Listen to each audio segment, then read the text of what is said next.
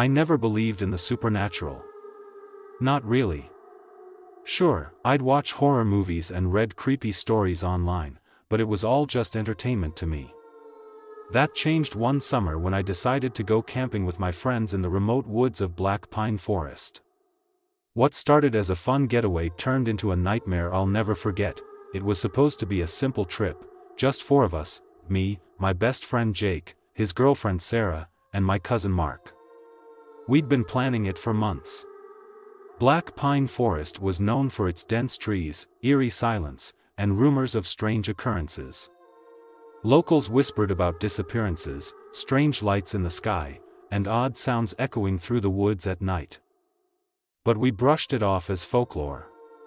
After all, who believes in ghost stories anymore? We arrived at the campsite late in the afternoon. The sun was already dipping below the tree line, casting long shadows across the forest floor. The air was thick with the scent of pine and damp earth.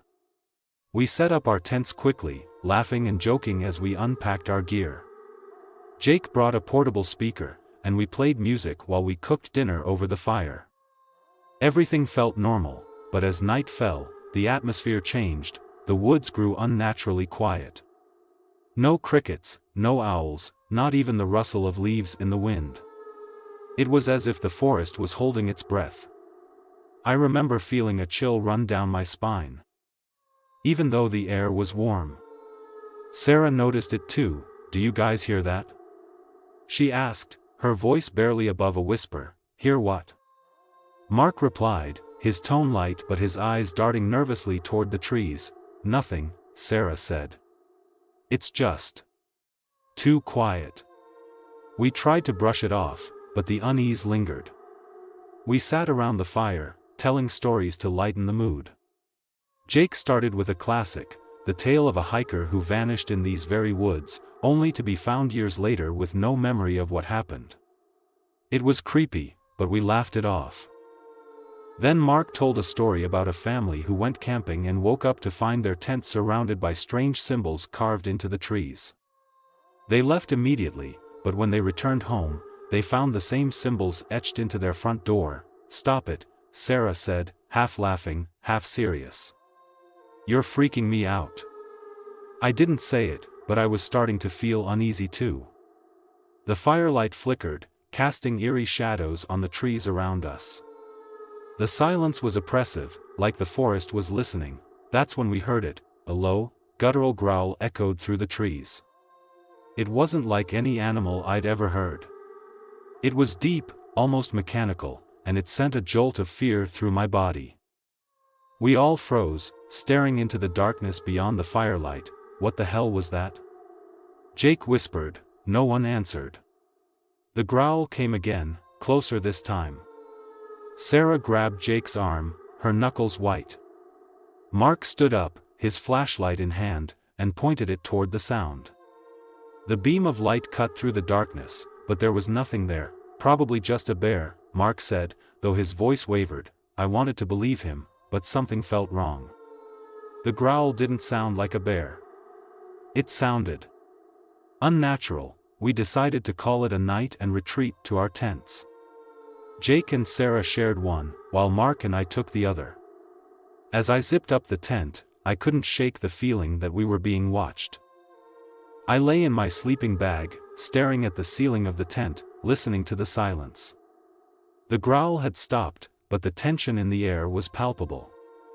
Mark was already asleep, his breathing steady. I envied him.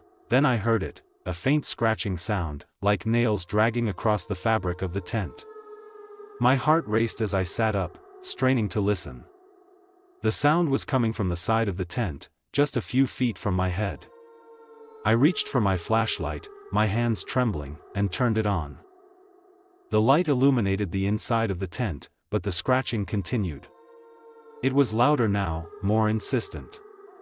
I wanted to wake Mark, but I couldn't bring myself to move. Suddenly, the scratching stopped. I held my breath, waiting. The silence was deafening. Then, a voice. It was faint, almost a whisper, but I heard it clearly. "Let me in." My blood ran cold. The voice was low and raspy, like it was coming from someone, or something, that hadn't spoken in a long time. I clutched the flashlight, my mind racing. Was I imagining this? Was I still half asleep? Let me in. The voice was closer now, right outside the tent.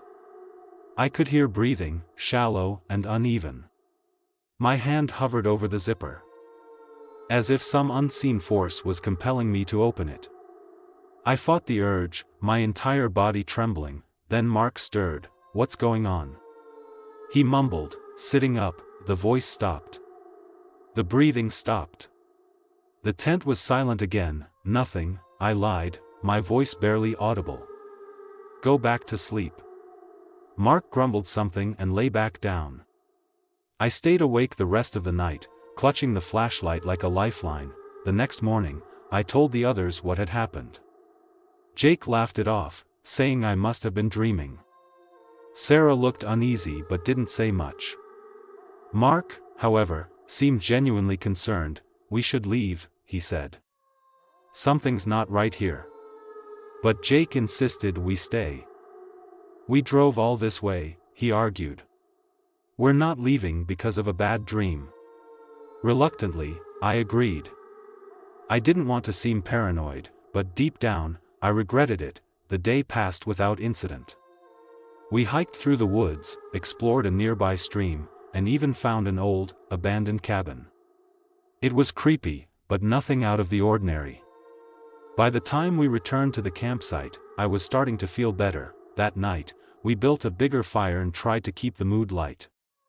But as the sun set, the unease returned. The forest was silent again, and the air felt heavy.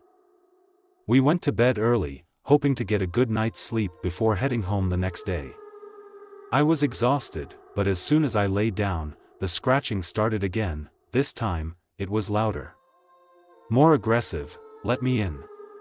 The voice was back, more demanding now. I covered my ears, trying to block it out, but it was no use. The sound was inside my head, echoing in my skull. Then I heard a scream. It was Sarah. I bolted out of the tent, Mark right behind me. Jake was already outside, staring into the darkness. "What's wrong?" I shouted. "She's gone," Jake said, his voice trembling. "She was right next to me, and then she was just gone." We searched the campsite, calling her name. But there was no sign of her.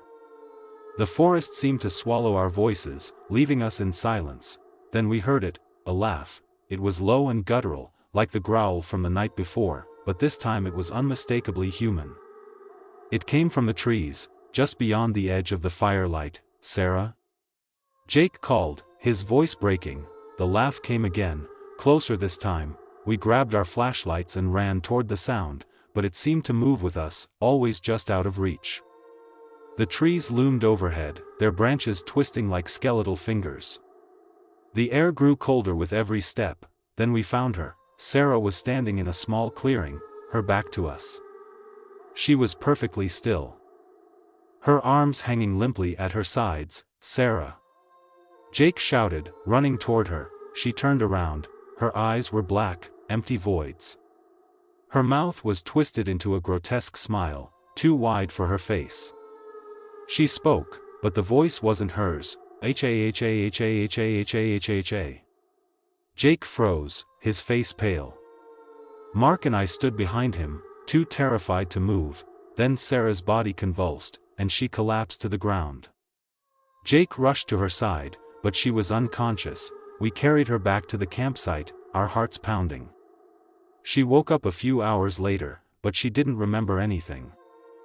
She had no idea how she ended up in the clearing or what had happened. We packed up and left at first light. None of us spoke on the drive home. It's been years since that trip, but I still think about it every day. Sarah never fully recovered. She has nightmares and refuses to talk about what happened. Jake won't either. As for me, I can't shake the feeling that something followed us out of those woods. Sometimes, late at night, I hear scratching at my window. And when I close my eyes, I can still hear that voice. "Let me in."